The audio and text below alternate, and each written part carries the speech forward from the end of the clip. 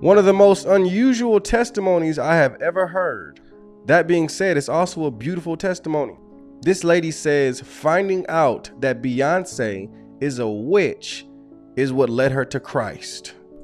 In 2018, I took an Uber home from work, and this Nigerian Uber driver asked me if I knew the Lord, and I said, of course, man, I grew up in church, I know Jesus.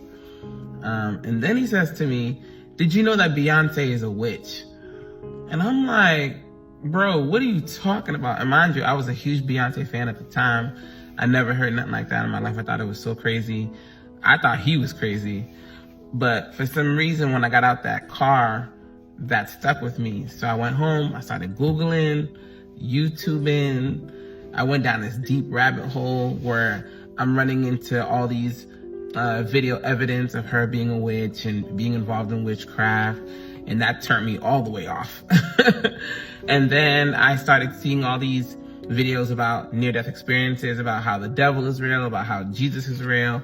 And it blew my mind. I always had these doubts deep in my heart of Jesus' existence, but I never professed it out of my mouth. I never dared to say that because I didn't want to disappoint my mom and didn't want to disappoint my family. But I knew deep down that I had some doubt that he was real or not, because I didn't see him, never heard him, didn't know that he was legit, like for real, for real. And so in that moment, when I came to the realization that the devil was real, it was like 2 a.m. in my bedroom. My husband's asleep, the kids asleep. And I said to myself, oh my God, if the devil is real, then that must mean Jesus is real. And in that moment, I heard the voice of a man and I seen a vision. And I thought I was going crazy because I'm like, man, I've been watching these videos for hours. Like, am I hearing things? And I see this vision. It looks like a movie. The best way I could describe it, in front of me. And it's my high school graduation. And I see, it was just like it was yesterday. I see everybody on the bleachers. We're excited. It's a great day. I remember that day it was really hot outside.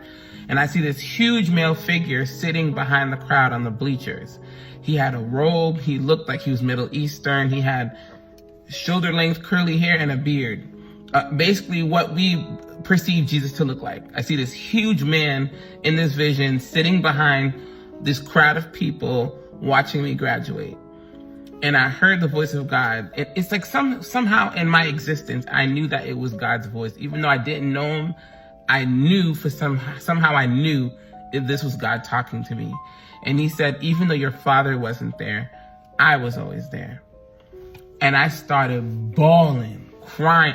I literally wept for hours.